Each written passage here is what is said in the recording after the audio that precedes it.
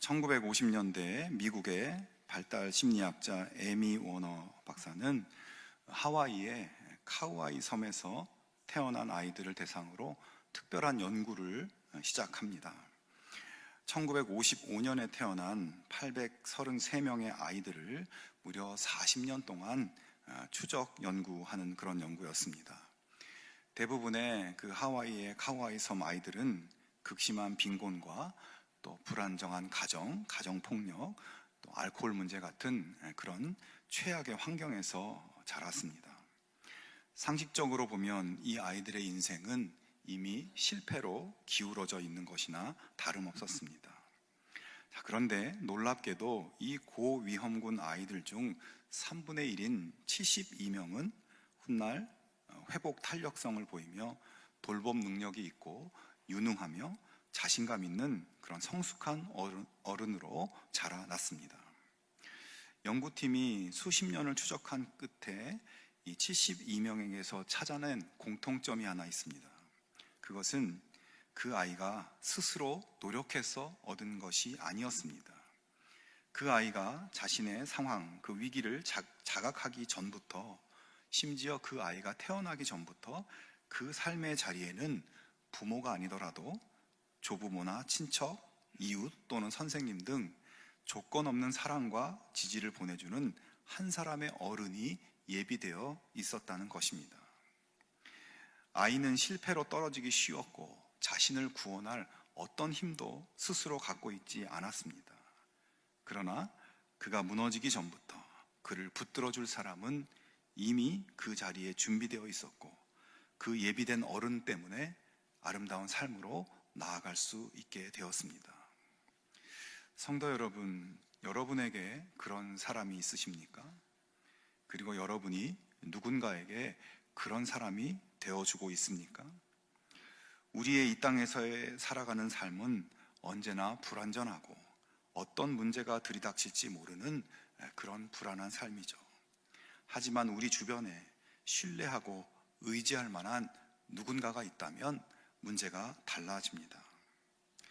그리고 여러분, 우리에게는 영원하고 변함없는 사랑으로 우리를 바라보고 계시는 하나님이 계십니다.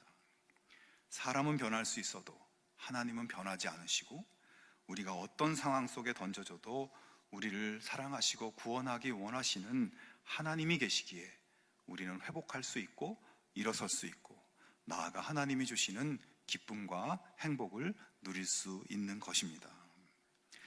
오늘 말씀은 선지자 요나가 하나님의 큰 은혜를 경험하는 이야기입니다. 하나님께서 요나를 부르셔서 니느웨에 회개를 선포하라고 하는 그런 말씀을 명하셨지만 요나는 그 말씀에 순종하지 않고 정반대 방향으로 달아났습니다. 서쪽 땅끝 욥바로 달려갔고 거기서 또 배를 타고 가능한 최대한 멀리 가려고 했습니다. 하지만 그가 탄 배는 하나님이 보내신 큰 폭풍을 만나게 되고 요나는 선원들에게 나의 죄 때문에 이렇게 되었다고 시인하고 결국 바다에 던져지게 됩니다. 자, 여러분, 사실 요나의 이야기는 이렇게 끝나도 될 것 같습니다. 하나님 말씀에 순종하지 않는 사람은 결국 심판을 받고 불행한 최후로 끝나게 된다. 그런 교훈을 남기는 이야기로 끝날 수도 있습니다. 자, 그런데 그렇게 죄에 대한 심판의 이야기로 끝날 수 있는 이야기가 새로운 국면으로 나아갑니다. 1장 17절에 보면 여호와께서 이미 큰 물고기를 예비하사 요나를 삼키게 하셨으므로 요나가 밤낮 3일을 물고기 뱃속에 있으니라 라고 말씀합니다.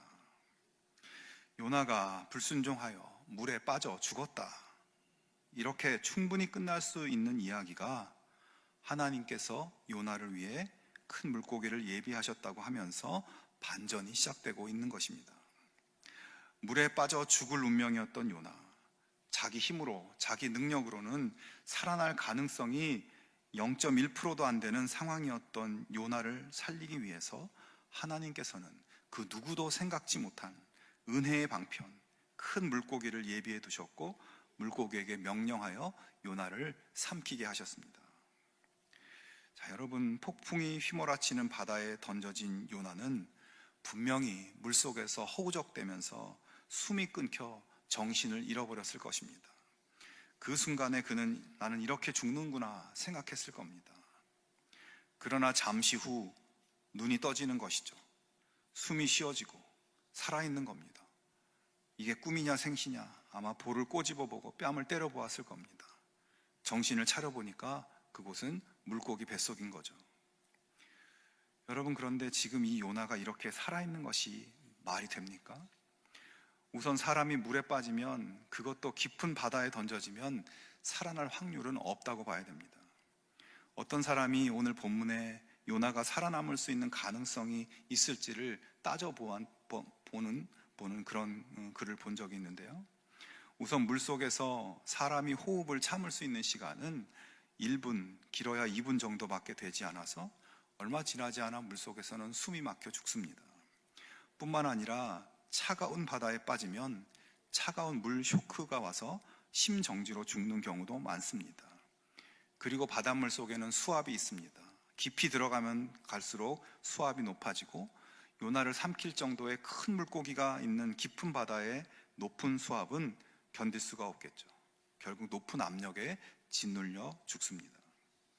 운 좋게 요나가 물고기 뱃속에 들어가서 살았다고 해도 물고기 위장에서 뿜어져 나오는 강한 산성의 소화액에 의해 살아남지 못합니다. 혹시 살아났다고 해도 잠시 후 먹이가 소화되면서 발생하는 가스 때문에 질식해서 죽게 됩니다. 상식적으로 요나가 물고기 뱃속에서 3일이 아니라 단 30초라도 생존할 가능성은 없습니다. 이렇게 디테일하게 따져본 사람이 누군지 참 대단하다는 생각이 듭니다. 하지만 여러분, 하나님께서는 요나를 살리십니다. 바닷물 속에서 죽어가고 있던 요나를 물고기가 삼키게 하시고 죽을 수밖에 없는 환경인 물고기 뱃속에서도 하나님께서 보호하셔서 살게 하십니다. 자, 이렇게 기적적으로 목숨을 건진 요나, 그는 물고기를 통해 자기를 살려주신 하나님의 은혜에 감사하며 감사의 기도를 드리고 있습니다. 요나가 그렇게 물고기 뱃속에서 드린 그 기도가 바로 오늘 본문의 말씀입니다. 먼저 요나는 자신이 물에 던져져 죽음으로 빠져들어가고 있었던 그 상황을 말씀합니다. 3절에서 큰 물이 나를 둘렀고 주의 파도와 큰 물결이 다 내 위에 넘쳤나이다. 5절에 물이 나를 영혼까지 둘러싸우며 깊음이 나를 에워싸고 바다풀이 내 머리를 감쌌나이다. 6절에 내가 산의 뿌리까지 내려가 싸우며 땅이 그 빗장으로 나를 오래도록 막았사오나. 자, 요나는 하나님을 피해 욥바에서 배를 타고 배 가장 밑바닥에서 잠들어 있었습니다. 그러다가 지금은 바다에 던져져서 바다 가장 밑바닥까지 떨어졌습니다. 더 이상 내려갈래야 내려갈 데가 없는 곳, 오늘 본문에서는 산의 뿌리까지 내려갔다고 표현합니다. 완전한 절망, 자기 힘으로 빠져나올 수 없는 절대적인 절망과 고난의 상황 속에 있었음을 말씀하고 있습니다. 여러분, 이 말씀은 많은 영적인 의미가 담겨 있는 말씀입니다. 먼저 죄의 결과와 죄의 위력이 얼마나 대단한가를 보여줍니다. 죄는 우리를 절망의 밑바닥, 죽음의 끝까지 끌고 내려가는 힘이 있다는 것이에요. 죄 가운데 있으면 그 결과는 사망뿐이라는 것입니다. 그리고 그 죄의 권세는 우리를 절망과 죽음에 가두고 우리 힘으로 절대 나오지 못하도록 빗장을 걸어둡니다. 아무리 죄의 감옥에서, 절망의 감옥에서 나가려고 노력해도 빠져나갈 수가 없습니다. 그것이 죄의 능력인 것입니다. 자, 그런 죄의 결과로 파멸되고 있는 요나의 유일한 살 길은 무엇인가요? 본문 4절에 요나는 이렇게 말씀합니다. 내가 말하기를 내가 주의 목전에서 쫓겨났을지라도 다시 주의 성전을 바라보겠다 하였나이다. 자, 요나는 죄로 인해서 절망과 죽음에 갇혀 있을지라도 다시 주의 성전을 바라본다고 고백합니다. 주의 성전은 어떤 곳입니까? 하나님이 계신 곳이에요. 그리고 주의 성전은 희생 제물에 피가 뿌려져서 죄가 속죄되는 곳입니다. 즉, 성전은 죄의 결과로 죽을 수밖에 없는 죄인들에게 하나님의 용서와 구원의 은혜가 내려지는 곳입니다. 요나는 하나님의 선지자이면서 하나님의 명령에 불순종하고 하나님을 버리고 달아나는 어처구니 없는 죄인입니다. 하나님의 말씀을 전하라고 살았는데 싫다고 거부했습니다. 요나는 죽음의 문 앞에서 자기 죄가 얼마나 큰 것인지를, 그로 인해서 자기가 얼마나 강력한 죄의 감옥에 갇혀 있는지 깨달았습니다. 거기서 비로소 다시 하나님을 바라봅니다. 죄를 용서하시고 구원하시는 하나님을 다시 바라봅니다. 그가 그렇게 깊은 바다, 그 밑바닥 산의 뿌리에서 다시 하나님을 바라보기 시작할 때 하나님의 구원의 역사가 일어나고 있는 것입니다. 우리가 요나를 보면 기억나는 또 한 사람이 있습니다. 그는 바로 누가복음 15장에 나오는 탕자입니다. 그는 아버지를 떠나갑니다. 아버지의 영향이 닿지 않도록 최대한 멀리 가버립니다. 그곳에서 제멋대로, 마음에 끌리는 대로, 욕망에 끌리는 대로 취하고 즐기며 삽니다. 그런 죄의 결과 부잣집 막내 아들에서 거지 신세, 남의 집 종이 되어버렸습니다. 돼지치는 일을 하며 먹을 것이 없어서 돼지 밥이라도 얻어 먹을 수 없을까 구걸하는 최악의 상태로 떨어집니다. 여러분, 돼지는 이스라엘 백성들이 부정하게 여기는 짐승이죠. 탕자가 돼지를 치며 돼지 밥을 구걸했다는 것은 이스라엘 백성으로서는 더 이상 내려갈래야 내려갈 데가 없는 완전한 절망의 상태, 저 끝바닥까지 내려갔음을 묘사하는 것입니다. 아버지를 버리고 아버지 말씀에 순종하지 않고 죄의 길로 나아간 아들은 그 자신의 힘으로는 도저히 빠져나올 수 없는 죄의 감옥에 갇힌 것이죠. 희망이 없습니다. 죄의 권세에 눌려 꼼짝할 수 없습니다. 그때 그가 바라본 것은 무엇인가요? 아버지의 자비와 긍휼과 사랑입니다. 아버지께서 나를 받아주시지 않을까? 그에게 유일한 희망은 아버지였습니다. 그를 용서하고 그의 죄의 감옥에서 건져낼 수 있는 단 하나의 길은 아버지의 은혜로운 손길 뿐이었습니다. 성도 여러분, 위대한 기적은 사람이 자기의 죄를 인정하고 하나님 앞에 그것을 고백할 때 그 기적이 시작됩니다. 하나님 외에 다른 길이 없다는 것을 겸손히 고백할 때 기적이 시작됩니다. 여러분, 우리가 인생을 놓고, 우리 자신의 인생을 놓고 진지한 고민과 성찰을 해보아야 합니다. 그냥 하루하루를 먹고 사는 일을 위해서 분주하게 달리며 사는 것이 아니라 우리의 존재의 밑바닥, 그 심연으로 내려가 봐야 합니다. 여러분, 우리가 하나님을 모르고 살면 우리는 그냥 죽음을 향해 가는 존재일 뿐입니다. 인생의 마지막은 허무와 죽음뿐이죠. 모두가 마지막 숨이 끊어져 죽을 그 시간을 향해서 달려가고 있을 뿐입니다. 그 과정에서 잠깐의 즐거움이 있고 잠깐의 행복의 순간도 있겠죠. 그래도 모두 동일한 마지막 순간을 향해 가고 있습니다. 빠져나올 수 없고 풀려날 수 없습니다. 여러분, 이 땅의 삶이 고달프고 염려가 끊이지 않습니다. 한 고비를 넘었다 싶으면 또 다른 고비가 우리 앞을 가로막습니다. 고등학교에 다닐 때는 대학만 가면 다 될 줄 알았어요. 대학에 갔더니 이제 사회에 나가기 위해서 무엇을 준비해야 하나 정신이 없습니다. 어렵게 취직했더니 이제 결혼도 해야 되고 그 준비도 만만치가 않습니다. 어렵게 결혼하고 나니 힘든 육아에 가정생활, 직장생활 녹록지가 않습니다. 먹고 사는 문제, 자식들 문제, 관계의 문제, 이것저것 짊어지고 살다 보니 이제 조금씩 몸이 망가지기 시작합니다. 여기저기 아프고 병원에 갖다주는 돈이 점점 많아지고 평생 하던 일도 이제 그만둘 때가 되어 이제는 뭘 하고 어떻게 살아야 하나, 내 인생의 마지막은 어떻게 될까, 어느 요양병원, 어느 요양원에서 끝날 것인가. 쳇바퀴에 갇혀 쉬지 않고 뺑뺑이를 도는 다람쥐처럼 우리는 인생의 감옥 속에 갇혀 끊임없는 염려와 고민의 짐을 지고 사는 것 같습니다.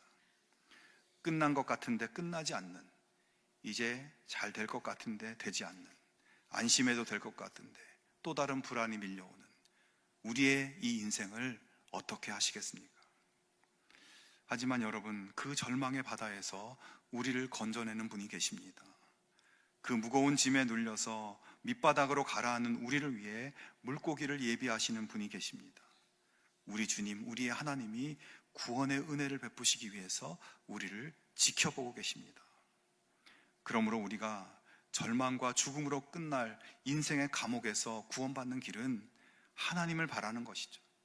자비와 긍휼로 우리를 고귀한 하나님의 아들로, 하나님의 딸로 받아주시는 하나님을 바라보는 것입니다. 바다 깊은 곳, 물고기 뱃속의 절망을 보는 것이 아니라 살아있게 하시는 하나님의 은혜를 의지하는 것입니다. 여러분이 지금 겪고 있는 모든 삶의 질고나 어려움의 원인은 무엇입니까? 깊이 생각해 보면 그 문제들의 근원, 그 뿌리로 내려가 보면 그 뿌리에는 나의 죄가 되었든 누군가의 죄가 되었든 거기에는 죄가 있습니다. 모든 것이 깊이 생각해 보면 죄의 결과이고 죄의 짐입니다. 죄의 결과로 우리 어깨에 죄의 짐이 얹혀지게 되고 끝나지 않는 짐을 계속 지고 사는 것이죠. 그 끝없는 죄의 결과들, 죄의 강력한 영향력들이 소멸되는 기적, 참 자유와 구원의 은혜를 주시는 기적을 베푸시는 하나님을 더욱 의지하고 하나님을 더욱 바라보는 그런 믿음으로 세워지실 수 있기를 바랍니다. 이 복음의 진리로 하나님의 자유와 기적을 경험하는 우리 모두가 되기를 주님의 이름으로 축원합니다. 죽음으로 내몰린 상태, 목숨이 힘없이 꺼져가고 있는 상황에서 하나님을 바라보며 구원의 은혜를 얻게 된 요나, 물고기 뱃속에서도 죽지 않고 살아있는 기적의 은혜를 경험하고 있는 요나는 이제 결정적인 결단의 기도를 드립니다. 9절에 보면 나는 감사하는 목소리로 주께 제사를 드리며 나의 소원을 주께 갚겠나이다. 구원은 여호와께 속하였나이다 하니라. 자, 요나는 물고기 뱃속에서 자기를 구원하는 하나님의 은혜를 감사하며 주님께 제사를 드리며 서원을 갚겠다, 이런 결단의 말씀을 하고 있습니다. 참 우리 인간이 그래요. 요나가 처음에 하나님 명령하실 때 네, 하나님 말씀하신 대로 가겠습니다. 제가 그동안 하나님 은혜로 살아왔는데 하나님 은혜가 아니면 여기 있을 수도 없는데 그 은혜를 생각하면 제가 무엇을 못하겠습니까? 저 니느웨 사람들도 하나님이 구원하기를 원하시는군요. 그게 하나님의 뜻이고 하나님의 계획이시라면 제 머리로는 이해되지 않아도 하나님 뜻대로 제가 가겠습니다. 하나님 말씀을 전하겠습니다. 처음부터 요나가 이렇게 했으면 얼마나 좋았겠습니까? 그러나 요나는 바닥으로 더 이상 내려갈 데가 없는 바닥을 치고 나서 죽음에서 건짐받고 나서 죽음에서 건져주시는 절대적이고 무조건적인 은혜를 경험하고 나서야 자기가 얼마나 악했고 죄가 많았는지 깨닫고 진정한 감사가 회복되고 예배가 회복되고 사명이 회복된 것입니다. 그래서 그제서야 자기가 무엇을 위해 선택받은 사람인지 알게 된 것입니다. 이 깨달음, 이 고백이 하나님 앞에 기도로서 드려질 때 무슨 일이 일어나나요? 하나님께서 물고기에게 요나를 육지에 토해내라고 말씀하십니다. 물고기는 하나님 말씀대로 요나를 육지에 토해냈죠. 여러분, 오늘 요나의 이 결단의 기도 속에 담긴 메시지를 잘 들으시기 바랍니다. 하나님의 구원의 은혜를 경험한 사람의 외침을 들어보기 바랍니다. 죽음의 감옥, 죄의 권세에서 하나님의 기적의 은혜로 자유롭게 된 영혼은 하나님의 은혜에 대한 감사가 터져나오고 감사함으로 가만히 있지 못하게 되어 있습니다. 정말 하나님을 경외하는 예배의 삶을 살겠다고, 구원받은 하나님 자녀에 걸맞는 그런 삶을 산다고, 하나님 주신 사명을 위해서 나아가겠다고 다짐하고 있습니다. 성도 여러분, 하나님의 꿈이 무엇일까요? 하나님의 비전이 무엇일까요? 모든 사람이 하나님의 은혜를 깨닫고 구원받아 하나님의 영원한 생명과 구원의 은혜를 누리며 사는 것입니다. 하나님은 우리 모두가 하나님 안에서 행복하기를 원하십니다. 하나님은 그 아름다운 하나님의 꿈을 위해서 우리를 먼저 선택하셔서 은혜를 베푸시고 구원해 주시고 우리의 못난 자, 불순종하는 성품을 고쳐서 하나님 자녀에 걸맞게 하나님의 그 꿈을 이루는 구원 사역에 우리들이 참여하기를 원하고 계십니다. 우리 한 사람 한 사람을 그렇게 쓰기 원하십니다. 요나는 분명히 하나님 은혜를 경험한 사람이에요. 하나님 부르심을 받아서 이스라엘의 구원을 위해 말씀 사역을 감당하던 선지자였습니다. 그리고 하나님은 요나를 들어서 더 큰 구원의 사역을 위해 그를 쓰기 원하셨습니다. 당대 최고의 제국인 아수르에 이 요나를 보내서 그들을 회개하게 하고 그들을 구원하기를 하나님은 원하셨습니다. 그 큰 나라를 구원하는 것으로 시작해서 더 넓은 열방을 구원하기를 하나님은 꿈꾸셨습니다. 그 하나님의 위대한 사역을 요나로부터 시작하게 하시고 요나와 함께 하기를 하나님은 원하셨습니다. 오늘 하나님은 우리에게 은혜를 베푸시고 우리를 구원하셔 이제 여전히 죽어가고 있는 영혼들을 오늘 그들을 구원하는 일을 우리들에게 맡기기 원하십니다. 나 구원받고 나 편안하면 된 거라고 생각하지 않기 바랍니다. 내 가정은 다 편안하고 하는 일 그럭저럭 잘 되고 아무 문제 없다고 나는 살만하다고 여러분 생각이 드십니까? 하나님께서는 우리에게 주신 그 모든 구원의 은혜, 그 모든 평강의 은혜를 우리만 누리고 살 것이 아니라 세상에 믿지 않는 영혼들에게 전하기를 원하십니다.